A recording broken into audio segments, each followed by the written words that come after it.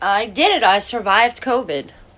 So, um, August 6th, I had a lot of pain. Well, I had the pain for over a week when I was working, but I had a lot of pain in my shoulder blade and my neck. It was burning. I do have a blood clotting disorder, so I've had multiple pulmonary embolisms in the past. So it felt like that. I went to the doctor.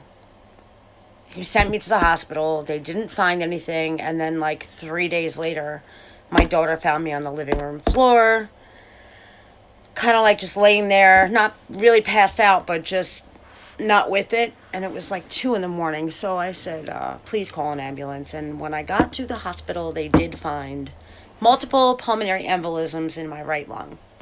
So really, they just basically kept me overnight. I signed myself out because I just couldn't rest.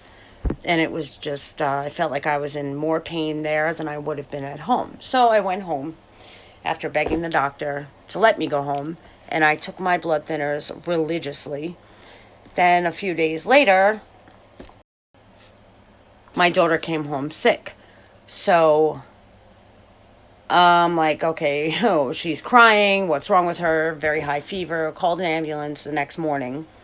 Come to find out she has COVID. And I'm like, oh shit. I've tried so hard not to get that since it came out, and I've been pretty successful with it. I'm super careful. Wash my hands. I mean, common sense, people. Wash your hands anyway, even if there's not COVID. That's just what you're supposed to do. Long story short, I get COVID, and man, did it go bad real fast.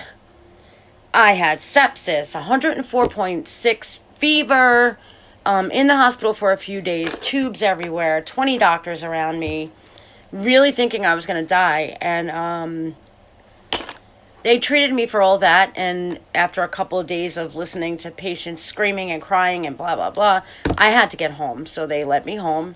I did get one infusion treatment. I should have gotten 3. Did only 1, and the doctor said that was okay. And here we are a few weeks later, and I'm still having a few symptoms like dizziness and tiredness. But other than that, I'm good. I'm alive, and I survived, and COVID is no joke, so be careful.